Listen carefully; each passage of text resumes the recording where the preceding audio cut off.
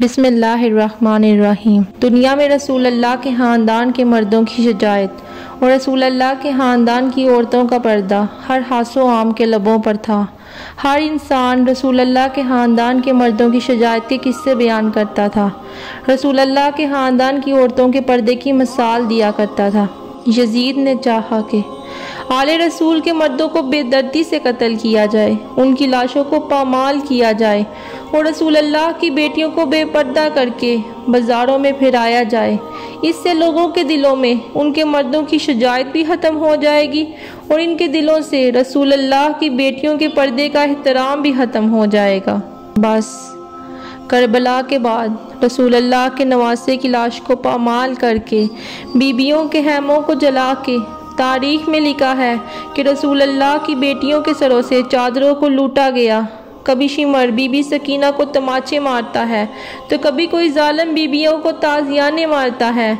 जब फौज यजीद इमाम ज़ैनुल आबदीन के पास पहुंची और चाहा कि रसूल अल्लाह के इस चिराग को भी बुझा दिया जाए तो बीबी ज़ैनब इन जालिमों से आकर कहती हैं, ऐ लोगो, ये रसूल अल्लाह के घर का आखिरी चिराग है, अगर इसको बुझाना चाहते हो तो इससे पहले हम बीबियों को शहीद करो।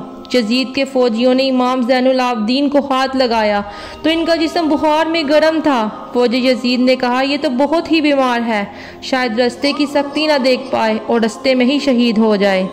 बस बीबियों को रस्सियों से बांधकर उस कैदी बीमार सैयद को जंजीरों में जकड़कर तोप के साथ कूफा और शाम की तरफ ले जाया गया। तारीख में लिखा है कि रसूल अल्लाह के ख़ानदान के मर्दों के सर नेज़ों पर सवार थे और रसूल अल्लाह की बेटियां बेपर्दा कैद होकर चल रही थीं और फौज यजीद झूम रही थी, खुश हो रही थी कि हमने रसूल का बदला रसूल के ख़ानदान से ले लिया। अब जब हम यजीद के दरबार पहुंचेंगे तो हमारी झोली दौलत से भर देगा। लेकिन कूफे का गवर्नर इब्ने ज़ियाद ने पैगाम पहुंचाया कि पहले रसूल अल्लाह के ख़ानदान को कूफे लेकर आओ, उनकी गुर्बत का तमाशा पहले मैं देखूंगा, उसके बाद यजीद के दरबार लेकर जाना। इब्ने ज़ियाद ने हुक्म नाफिज किया कि जब कूफे में रसूल अल्लाह का ख़ानदान आए तो हर कोई ऊपर छत पर जाकर इनको पत्थर मारे। बस कूफे की गलियों से रसूल अल्लाह का ख़ानदान गुज़रता रहा। कहीं से कोई पत्थर मारता तो कहीं से कोई तौहीन करता, कहीं से कोई बागी कहता तो कहीं से कोई बेपर्दा बीबियों का तमाशा देखता। बीबी ज़ैनब और उम्मे कुलसूम अपने नाना की उम्मत को देखकर सब्र करती हैं। बस जैसे ही कूफा के दरबार पहुँचे तो इब्ने ज़ियाद ने कहा, शिमर, रसूल अल्लाह के ख़ानदान की इस एक मर्द को क्यों छोड़ा है, इसको क्यों नहीं कत्ल किया? शिमर हंस कर कहने लगा, इन बनी हाशिम में कोई तो हो जो अपने मर्दों और औरतों की कुर्बत का तमाशा देखे। इब्ने ज़ियाद ज़ोर से हंसने लगा। इतने में बीबी ज़ैनब फरमाती हैं, ऐ जालिम, अल्लाह के इंसाफ से डर, हम उन्हीं रसूल की बेटियां हैं जिन्होंने पूरी ज़िंदगी अल्लाह के हुक्म के बगैर अपनी ज़ुबान को हरकत न दी। तमाम फौज यजीद को देख के बीबी ज़ैनब फरमाने लगी, हाँ, मैं उसी अली की बेटी हूँ जिसकी जुल्फ़कार से इस्लाम को हमेशा फ़तह हुई। ऐ लोगो, मेरे भाई हुसैन रसूल अल्लाह का नवासा था और पूरी ज़िंदगी इस्लाम की तबलीग करता रहा, लोगों को अमन और मोहब्बत का पैगाम देता रहा। क्या कसूर था मेरे भाई का? बताओ, रोज़े महशर क्या मुँह दिखाओगे जब अल्लाह के महबूब के सामने तुम्हें पेश किया जाएगा? फौज यजीद ज़ोर ज़ोर से हंसने लगी और बीबी ज़ैनब और इमाम ज़ैनुल आबदीन लोगों के मुर्दा दिलों और मुर्दा ज़मीर को बेदार करने लगे। इतने में इब्ने ज़ियाद कहता है कि अपनी खुशी का तमाशा किसको दिखाऊं? कोई जालिम कहता है, ऐ हमारे आका, आपकी कैद में रसूल अल्लाह के ख़ानदान से प्यार करने वाला एक कैदी है। इब्ने ज़ियाद ने कहा, उसको लेकर आओ। बस जैसे ही जंजीरों में जकड़ के कैदी को लाया गया तो इब्ने ज़ियाद खुशी से कहता है, ऐ मुख्तार, तू तो औलाद रसूल और औलाद अली का चाहने वाला है, देख हमने इनका क्या हशर किया। जनाबे मुख्तार देखें कि कटे हुए सर नेज़ों की नोक पर बुलंद है और इमाम हुसैन का सर इब्ने ज़ियाद के सामने रखा है और वो इनकी तौहीन कर रहा है। छड़ी से इमाम हुसैन के लब मुबारक और दंदान मुबारक पर मारता है। नऊज़ुबिल्लाह। इनको जलाल आया और चाहा कि इब्ने ज़ियाद के जिस्म से सर को अलग कर दे। इतनी देर में इमाम ज़ैनुल आबदीन मुख्तार के कंधे पर हाथ रख कर कहते हैं कि चाचा मुख्तार, ये सर अकेला नहीं, इनके साथ रसूल अल्लाह की बेटियां भी कैदी दरबार में खड़ी हैं। हज़रत मुख्तार चीख कर रोते हैं और रसूल अल्लाह के दरबार में फरियाद करते हैं, या रसूल अल्लाह, इन जालिमों ने दौलत और ताकत के नशे में आपके ख़ानदान के साथ वो जुल्म किया जिसको तारीख भी ना भुला सके। फिर इब्न ज़ियाद हुक्म देता है कि फ़तह का जश्न तो अभी शाम में बाकी है। रसूल अल्लाह के ख़ानदान को ऐसे ही कैदी बनाकर शाम की तरफ ले जाओ, ताकि यजीद ये जान जाए कि हमने इसके हुक्म के सामने रसूल अल्लाह के ख़ानदान पर भी रहम नहीं किया। काफिला शाम को रवाना हुआ। जानबूझकर शाम जाने का वो रास्ता इख्तियार किया गया जहाँ आबादियाँ ज़्यादा पड़ती हैं। काफिला शाम पहुँचा। अक्सर रवायात के मुताबिक यकम सफ़र 61 हिजरी को काफिला शाम पहुँचा। शाम के बाज़ारों को ख़ास तौर पर सजाया गया कि बागियों का एक गिरोह आ रहा है, कैदी बनाकर लाया जा रहा है।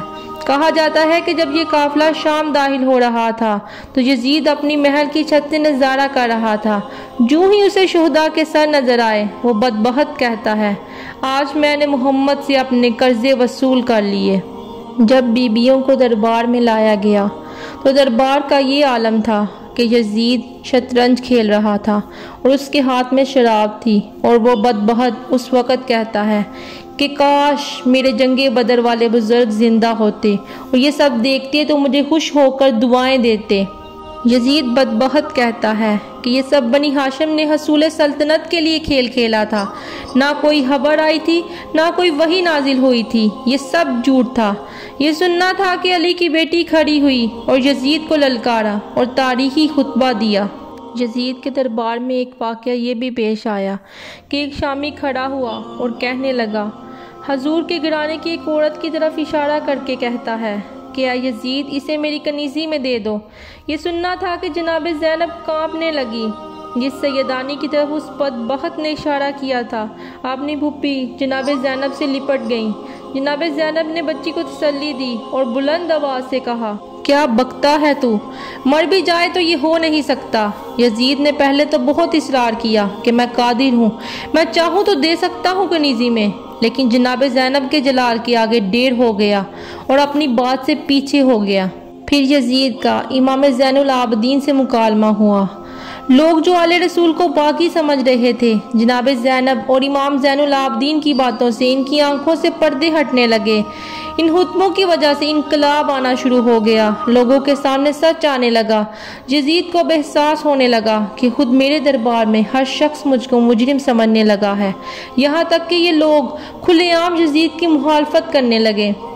एक वाक़या ये भी हुआ कि यजीद की बीवी दरबार में आकर कहती है कि रसूल अल्लाह की बेटी फ़ातिमा के लाल का सर, वो भी इस तरह। हर तरफ बेचैनी के असरात नजर आने लगे। आखिरकार 1 साल की कैद गुजारने के बाद यजीद को आले रसूल के घरानों को छोड़ना ही पड़ा। हुक्म हुआ कि कैदियों को मदीने पहुंचाने का इंतज़ाम किया जाए। अल्लाहु अकबर।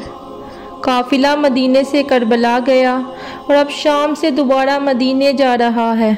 मदीने से मदीने तक का सफ़र।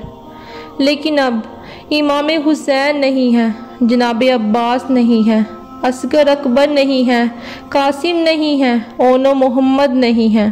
तारीख मिसाल ऐसी कोई ढूंढ के लाए, सरतन से जुदा भी हो मगर मौत ना आए।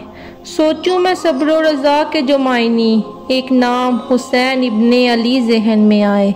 आज भी यजीद के लिए हर मुसलमान अपने दिल में नफ़रत रखता है।